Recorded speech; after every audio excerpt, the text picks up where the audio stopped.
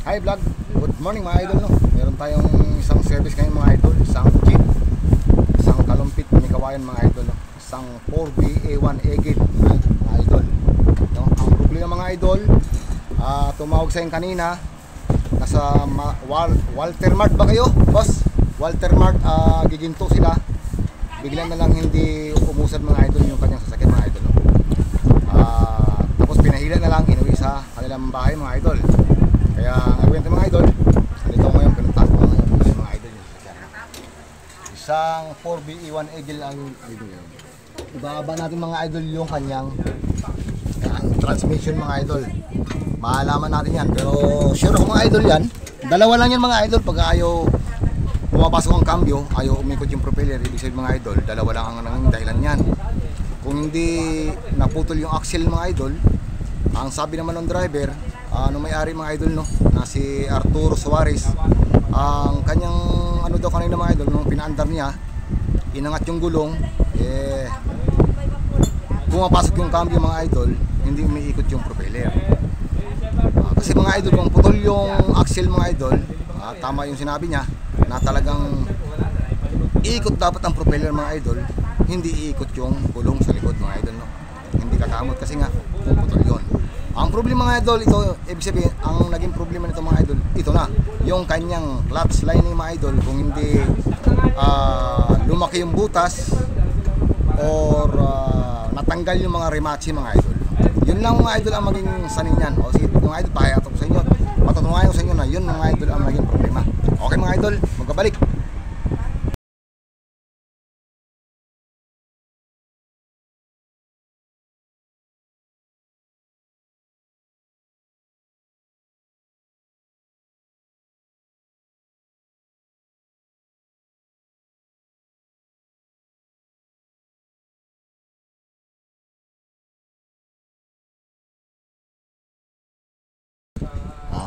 Ayan mga idol no, i-ano natin ito mga idol, ibaba natin yung kanyang transmission mga idol para makita natin yung problema bakit ayaw niyang humila na pumapasok ang cambio mga idol no.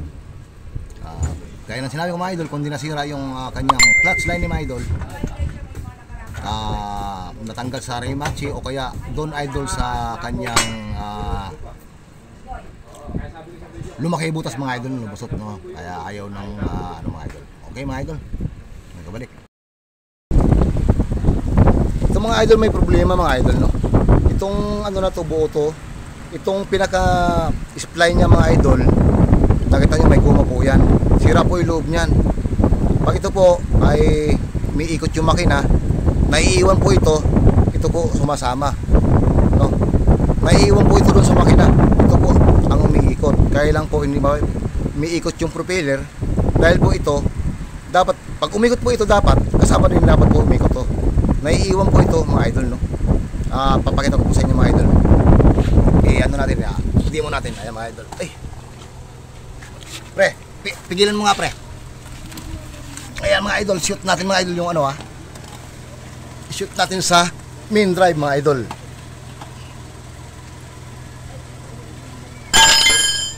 Ayan. Ayan mga idol, nakasuot na. Ngayon, itong kanyang mga idol, propeller, palagyan natin mga idol ng ng kanyang ayan. Dapat dito pre, papunta rito pre. Papunta rito. Yan, pag ganyan, yan. Di okay na yan pre. Okay na, pigil na yan no. Ayan mga idol nakapigil doon mga idol, ayan o. Papunta rito pag ganyan. Tama, pabaliktad. Pag ganito, ayan mga idol o. Ayan mga idol o. Ayan, tumama na rin mga idol. Ayan, tumama mga idol o. Umiikot mga idol yung naiiwan yung mga idol yung pinakagitna ito mga idol o. Tayo, di umiikot mga idol o.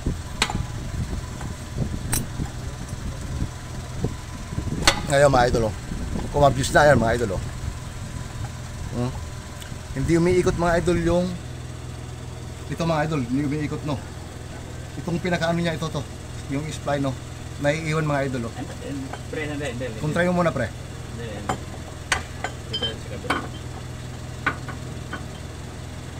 Ikot ko. Sige, ikot mo.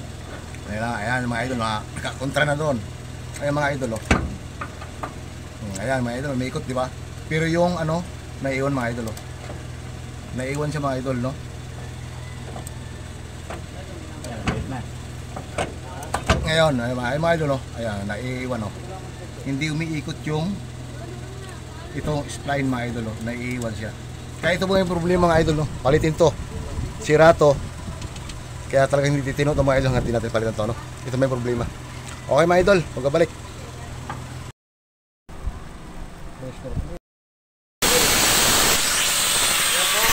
Ayan po kanyang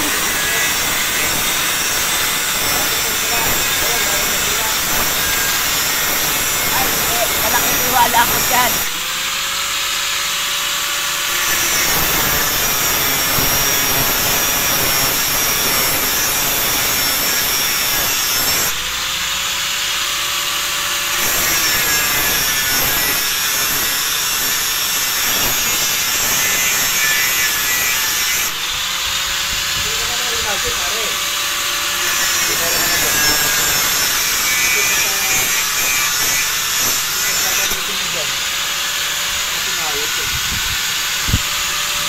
Sabi mo, pag-stop ha? Ano may papalit mo dyan, pare? Ha? Ano may papalit mo dyan? Kaya kung hindi naman siguro. Kaya sa dito na lang.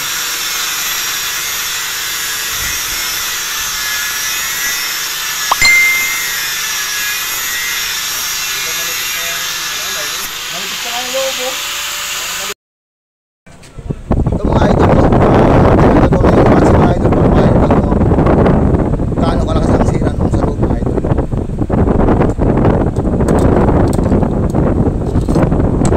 Mga idol, yung sira mga idol sa loob, nasira na yung mga ano niya, yung pinaka-gear niya, oh. Kaya pagka tumako mga idol, dudulas na yan. Wala na yung ngipin, tanggal na, oh. Kung ito mga idol, no, kung ito'y buo, kung ito lang buo mga idol, no, hindi lang manipis tong ano mga idol to, tong ano na to, itong lining na to, kung kasing kapal nitong mga idol, gagawan ko ng paraan yan mga idol na hindi na siya umikot, no mga idol. Kasi ito mga idol, pwede natin tong kung hindi ito nasira ng gusto mga idol, no, saka manipis na yung kanyang ano, magagawan po natin ng paraan to mga idol. Pwede naman natin kasi ito mga idol na i-fix siyang i-welding para wag lang siyang gumana, wag lang siyang gumalaw at wag lang siyang kumalas.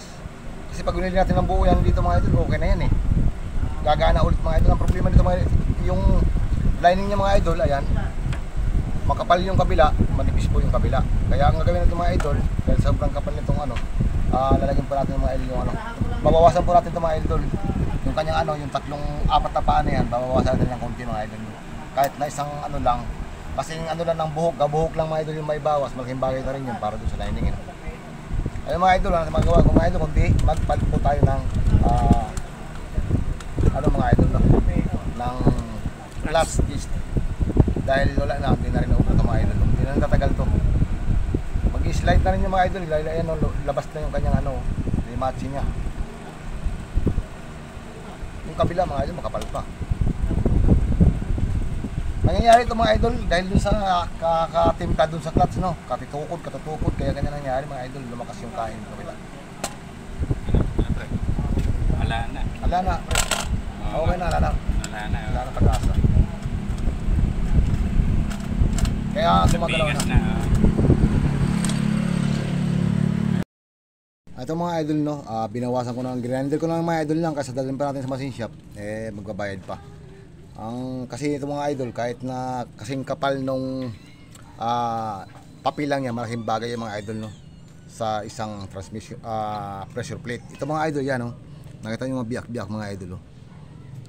Pumakat po yung ano dyan mga idol, yung pinaka ito lining, dahil nabaha nga yan, hindi na siya natanggal mga idol, no, saka maitim na. Dapat ginagawa ito mga idol, ginagrinder lang to para kumapit ulit mga idol, no. Tanggalin lang yung ano, pagaspangin lang, hindi yung makitib na ganito. Kaya kumintab yung mga idol, nag-i-sliding na yan. Nag-i-slide na yung kanyang clutch disc dahil nga sa manipis na, no, mga idol. Kaya binawasan ko tong kanyang lagay ng tornilyo para bumalik po sa dati. Malaking bagay din yan mga idol, no. Kaya hindi natin pwedeng laliman, hindi natin matatansyan yan yung kapal nung nababawas mga idol, baka magka-drag naman, no. Sige mga idol, grinder ko muna to. Kaya mo hindi, yan, pakibigyo mo. May ka-open pa yan. Kaya nga, naka-open nga.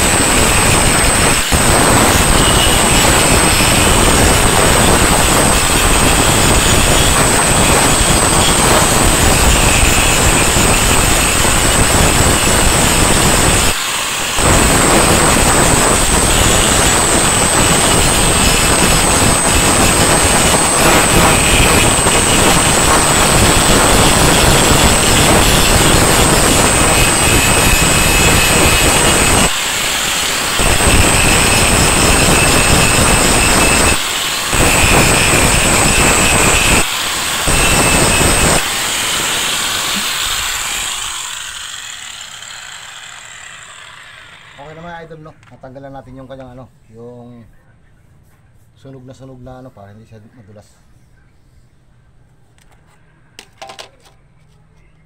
Kabit na natin mga idol.